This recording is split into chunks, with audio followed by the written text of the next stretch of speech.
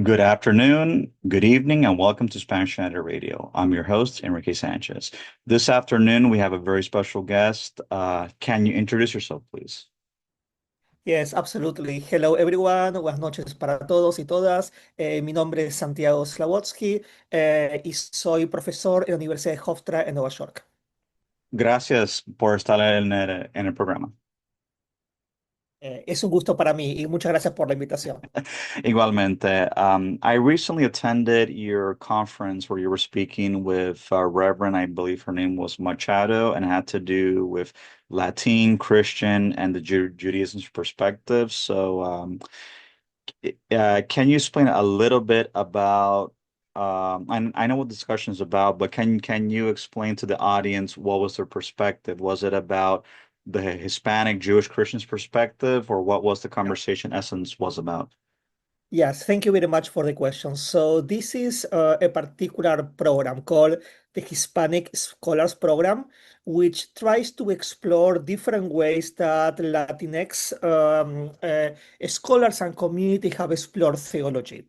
And even though this has been largely Christian from different denominations, they have been opening themselves for other conversations. As someone who is a Latino Jew who was born in Latin America, I moved to the US when I was in my early 20s to study. They opened the path for me to converse a little bit about these diversities we have in the Latinx community that sometimes are not very present in the conversations, but Yes. important. Yes, muchas personas piensan fuera de la comunidad latina que todo el mundo es católico, porque la mayoría es católico.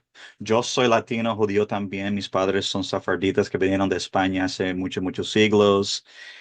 Y tú sabes que muchas personas en la misma comunidad judía en Estados Unidos, por ignorancia, no reconocen que hay latinos que son judíos. Yo creo que lo que estás hablando tiene un elemento muy importante nos hace preguntar algo. ¿Por qué comunidades necesitan pensarse a sí mismas como monolíticas? Y yo creo que es un problema principal, porque tú comenzaste a hablar de la comunidad latina, que se piensa como católica, y Ujú. después como la comunidad judía se considera puramente europea. Y la Exactamente. realidad aquí es, en primer lugar, hay realidades diferentes de las comunidades, ¿no? Pero también tiene que ver con esta visión de que no somos auténticos si no somos monocromáticos. Y yo creo que muchas veces lo que hace eso no nos permite pensar en la riqueza que las comunidades tienen, que muchas veces pasan bajo la alfombra con el objetivo de hablar solamente con una voz. Las comunidades latinas, como las comunidades judías, son muy diversas, Ujú. pero a veces esas comunidades quieren hablar con una sola voz y ahí culmina y es el problema grande.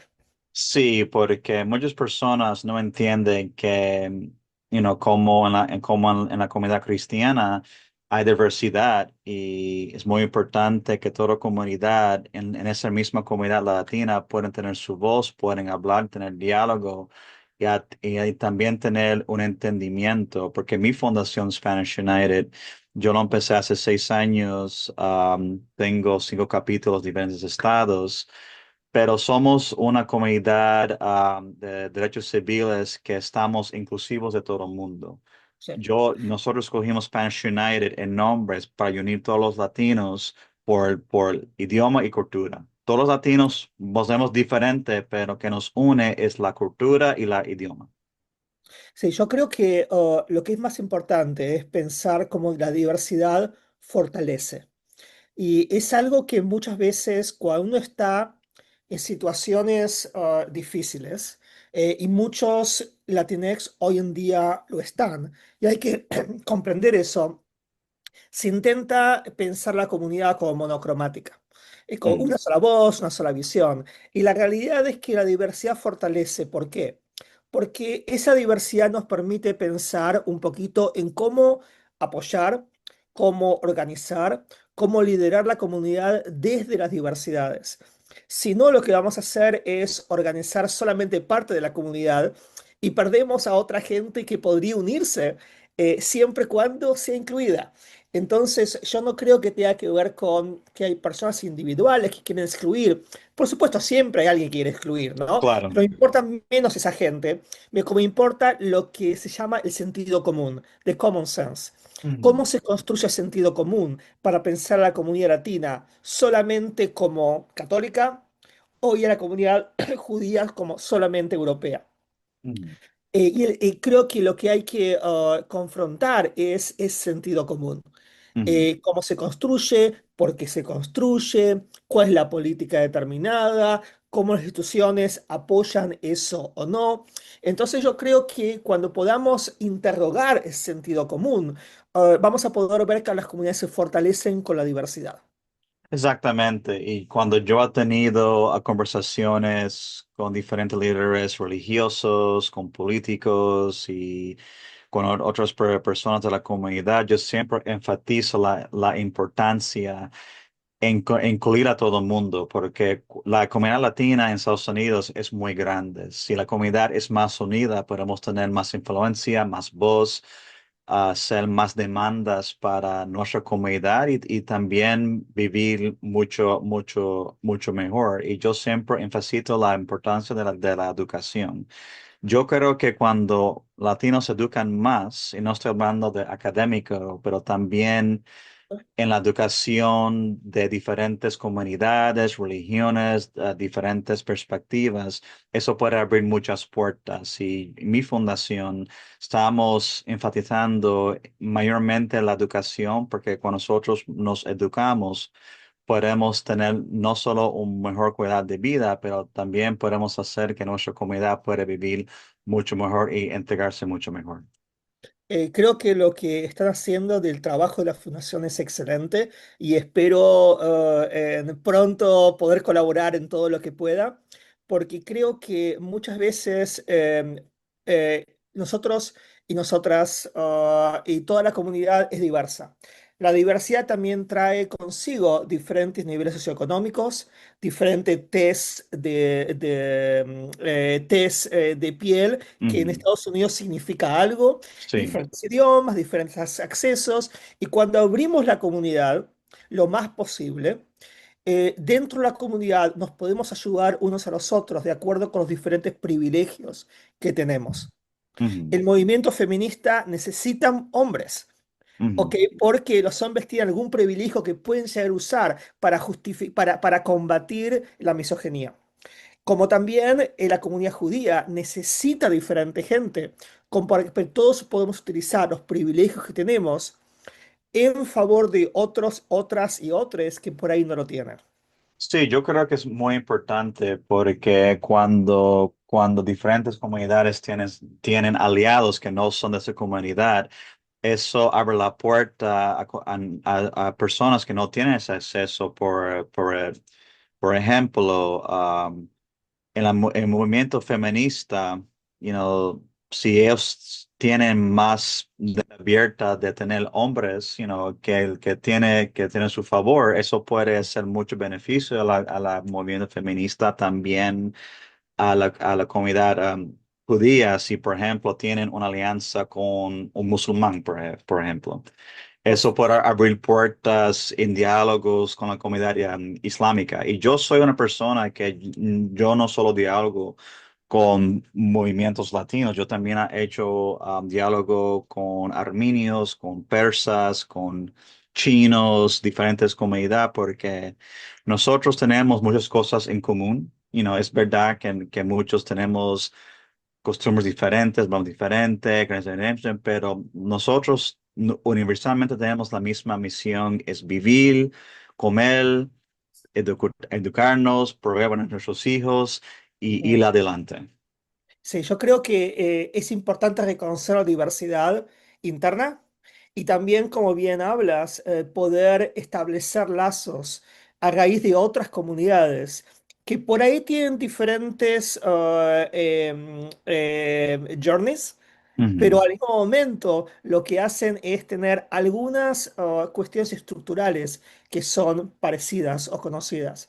Yo creo que en el momento que podamos enfatizar ese entendimiento, alianzas, podemos combatir el racismo, que es muy importante, y en el ujú, momento en el cual las comunidades necesitan, las otras comunidades pueden servir para ayudar. Cuando hay una alza de islamofobia, quiero que la comunidad judía salga a apoyar aquellas personas musulmanas que están bajo el acecho. Cuando durante COVID tuvimos una gran cantidad de lo que se llama xenofobia o odio a lo que se considera chino, que muchas veces es origen chino, muchas veces de otras comunidades sí, puede ser las cuales coreano, se japonés, homogenizaban, tailandés. claro, se homogenizaban como chinos. Entonces, y de chinos y chinas, y entonces lo importante es salir a apoyar a esas comunidades que son estigmatizadas. En el momento en el cual lo hagamos, vamos a ver que nuestras comunidades se fortalecen por esas alianzas, ese entendimiento, esa comprensión que vivimos en una estructura que tiene elementos racistas muy fuertes. Entonces Ujú, debemos aliarnos. Esas comunidades que sufrieron el racismo y todos aquellos y aquellas que tienen algún tipo de privilegio, pero ujú. quieren apoyar los movimientos antirracistas, tenemos que unirnos, tenemos que hablar, tenemos que trabajar juntos y juntas con el objetivo de poder armar una estructura antirracista de justicia social que permita, como tú dices bien, a todas las comunidades vivir bien. Sí, porque la comunidad latina es la comunidad más grande en ese país, pero es el más afectado. Ahora mismo, con esta polémica de la inmigración, muchos latinos han sido victimizadas fuertemente. Y yo he hablado con diferentes familias que han sufrido. Y yo hablo en diferentes conferencias que muchos latinos están sufriendo en silencio Mm. y diferentes comunidades que tienen privilegio. Es su deber, no solo éticamente, pero moralmente, en hablar en cuestión a la comunidad latina, porque muchas personas no entienden fuera de la comunidad latina que muchas comunidades que hay aquí fueron a Latinoamérica y se hicieron prósperos y muchos vinieron aquí. So, yo creo que hay ¿cómo se dice? I think there is a moral obligation for communities that have been successful, that have been able to go to Latin America and Ya, become successful to do for the ones that are here. Like for example, in the Jewish community, for example, many of the far right forget that Cuba and Dominican Republic were the only countries in the Second World War and before the Second World War that took in Jewish refugees. The rest of the world closed ya. their doors to Jewish refugees. Cuba and Dominican Republic were the only few countries in Latin America that took in Jewish refugees, and many Ya, of those Bolivia. Jewish Ya, refugees became wealthy. ya. So I think Yeah, it's very I would just important. say, yeah, I Yeah, would go like to ahead. say, not everyone. Okay, no, you are completely right. There are people who have escaped the horrors of anti-Semitism in Europe, and they moved Mm, to Dominican Republic, especially the Sosua project was clearly there, which mm, paradoxically Trujillo was he wanted to do. He wanted to, after murdering a large population of Afro-Asians, right, he tried to replace them. And this is the paradox. So Jews were killed in Europe for not being Europeans, but they were welcomed in the Dominican Republic for being white. Okay, exactly. it's the paradox. Just an Right, ocean apart shows actually the paradox of the idea of race. The idea of race that is not real. The idea of race is completely constructed, and it's a clear case. And you go right to the point.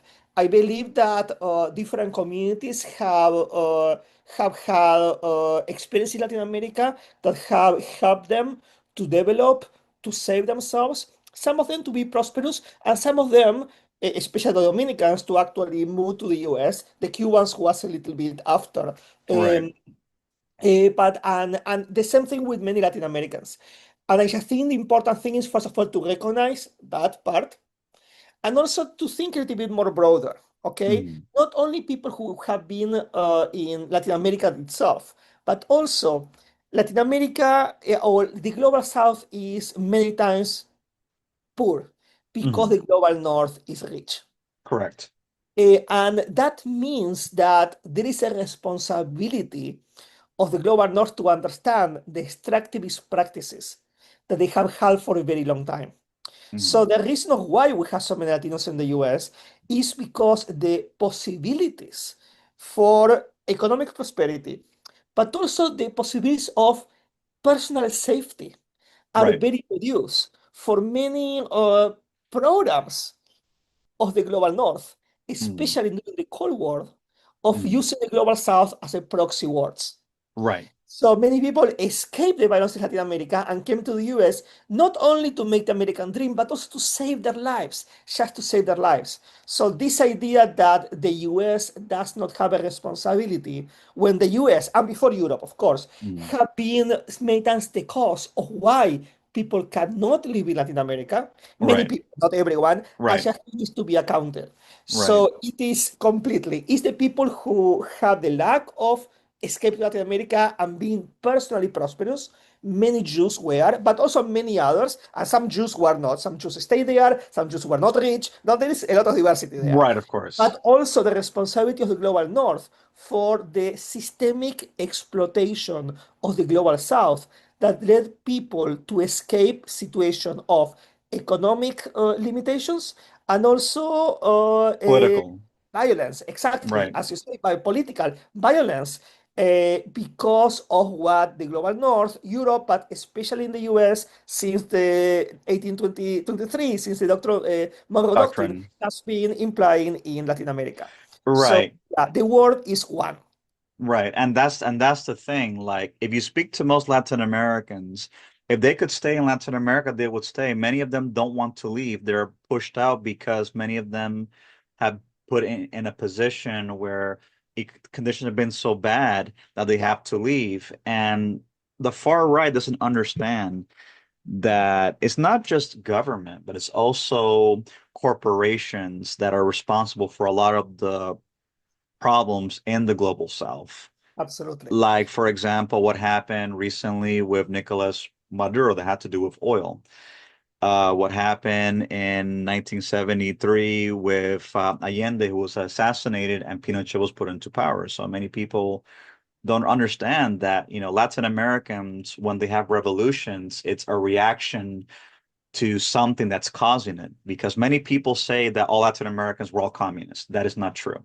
But there is a reaction to when people, like you say, are being exploited, and I guess to a point that people react, and that what Absolutely. causes people to rebel, remove a government that the global north doesn't approve of, and puts in a government that the people want, and that causes a backlash. Cuba is one prime example. Absolutely. I think that you got right into the point there, which is very important to understand that sometimes these these international policies are being done openly, and today we have very open ones. Yes. Sometimes it's being done financially, and sometimes being done through corporations. So there are multiple actually paths that different regions in the global south in general, Latin America and the Caribbean in particular have been doing and have been done. But what is important to understand is that the the extreme right, as you are going to say, and also a lot of people who are not extreme right, by agreeing with these aspects, understand that Latin Americans they don't want to take the responsibility of what the system that they have enjoyed does. Hmm. And I believe that we need to understand we are all victims and victimaries many times at different Hmm. places.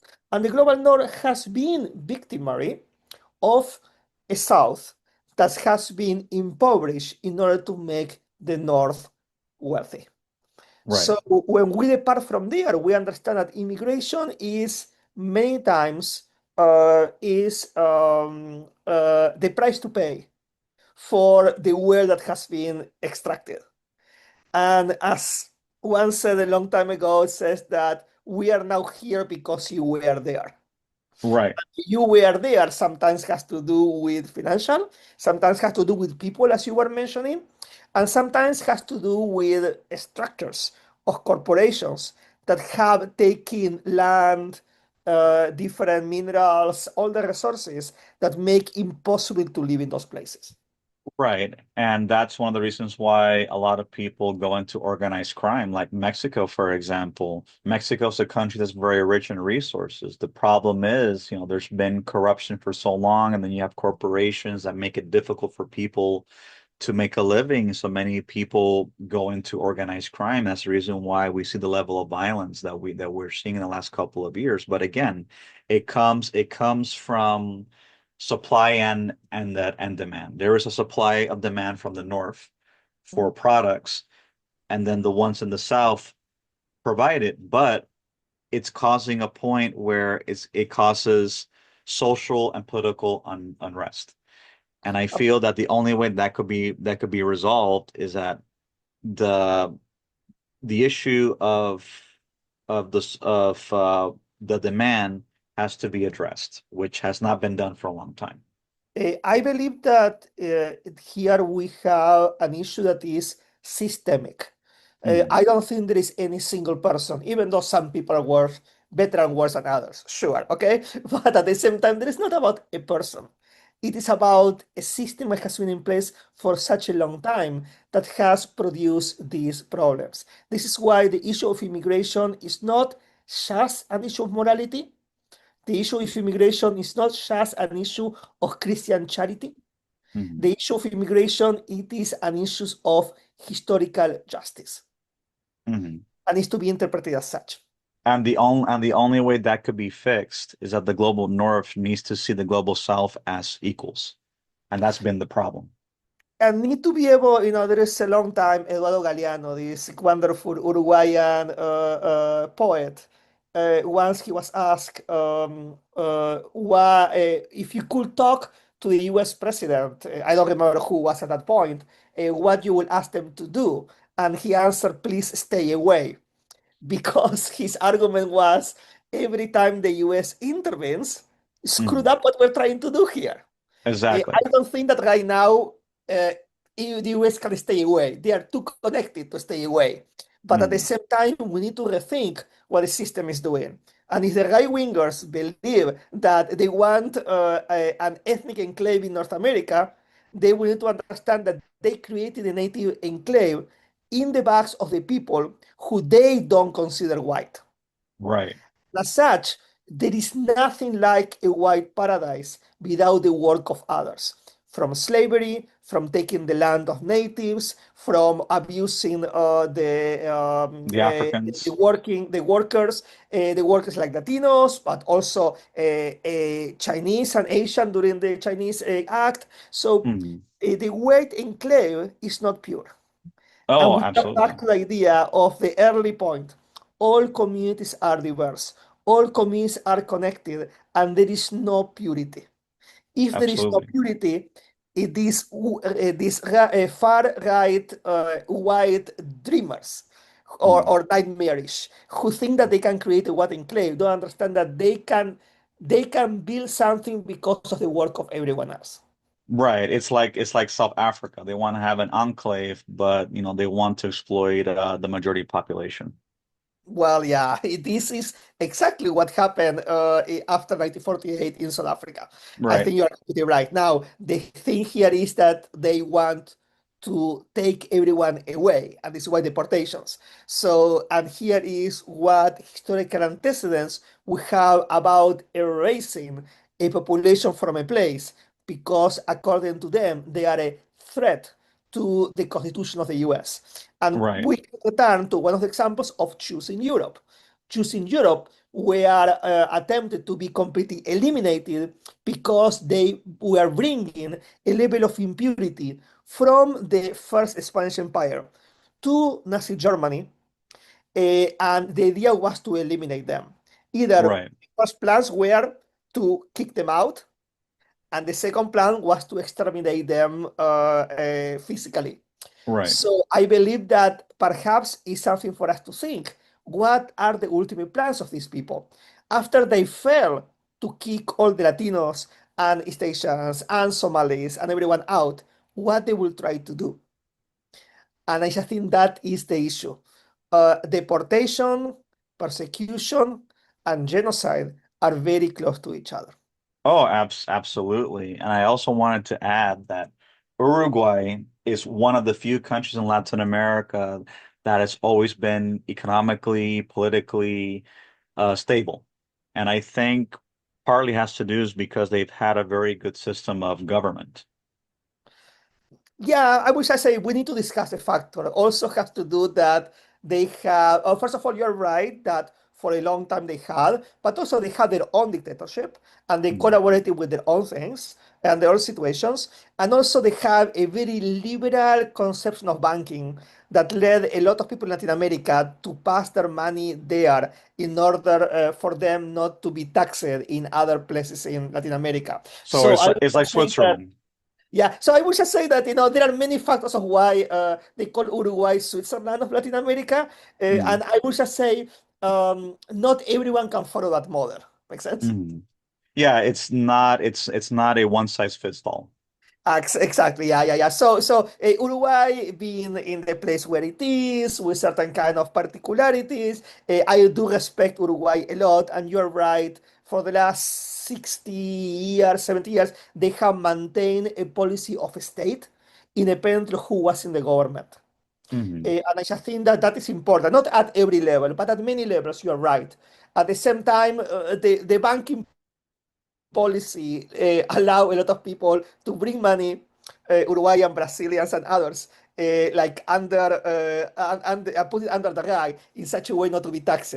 So the question is how much of the success of Uruguay of getting that money and those resources also might come from taking it away from the taxes that people should have paid in Argentina, Brazil, and other places. In Chile, exactly. No, that's true. I really do believe. But I feel that, when people have these conversations and that are honest and that are able to discuss, the faults, I think we could find a common ground, and at the same time, people could find solutions to long-term problems. And us in Spanish United, we don't have a one-size-fits-all approach, but if we talk, discuss, and engage, and also doing outreach in the community. Like, for example, we do a lot of outreach work with the homeless, with vulnerable populations. I feel that it could help reduce not only the social problems, but at the same time create a better image of the Latino community in the United States. That we are people that give, that we just don't take, that we also give back.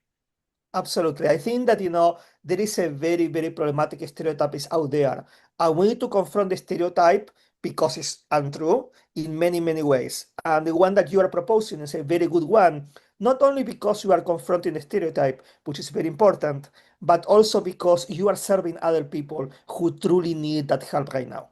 Oh, absolutely. Like I said, we don't receive a lot of donations, but the little resources that we have, we use that to help those that are in need. Like a few months ago, I helped a family in the San Fernando Valley whose husband was deported back to Mexico off a church property. So we went, we helped, we brought them supplies, and they were so grateful. And it's something that when people see Latinos doing for their people, at the same time, it will, like you say, it will dispel that stereotype, which is very negative of our people. So that's what I always encourage, is to be involved in community work, uh, be involved in outreach, at the same time, doing for those that cannot, cannot defend themselves or be for themselves. Absolutely. I just think that I would say the best model that you are portraying is the idea that we want to inhabit, we want to model the world we want to inhabit. So Exactly. with your actions, you are exactly doing that. You are creating the new world to come, a world of justice, and that is Exactly. really That's important. that's Tikkun Olam. Exactly. Well, yes, different traditions interpret it differently, and in the Jewish tradition, we have the conception that God and the human beings are partners in the construction of the world, and Jews have the responsibility of fixing the war in many ways. The concept of Exactly. Olam has been interpreted different ways in different moments of history, but always had certain conception of the need of helping the world to be repaired. And I Yes, just and I think that and this and is I the work you are doing. and I think and I think that's also mentioned, I think, in like the 12th principle of the Rambam, of doing tikkun olam. Like right afterwards says bringing the coming of the Mashiach is also the doing tikkun olam to the world. Yeah. So I just think that you are going to find in multiple traditions exactly the model that you are presenting. The problem is sometimes our communities stay in the principle and they don't do the action. So I am so Exactly. happy that your institution actually acts on it. Gracias, gracias. Por Well, favor. anyway, I want to tell you, Santiago, we come to end of our time, but I want to tell you, thank you so much for being a guest on the show. I really appreciate your conversation and your input. And for all the listeners that are listening on Spanish United, we are on all social media platforms. We're on Spanish United, Facebook, Twitter, Instagram, and known as X. We are on YouTube. We are a nonprofit organization. Anything that people donate to Spanish United is used to help someone in need. And as soon as I finish, I will email you the link and you can share it to all of your colleagues. Will do. Thank you so much. Buenas noches para todos y todas. Un gusto haber hablado contigo, and thank you very much everyone for being here. Igualmente, que tenga un buen día. Bye bye. Bye bye.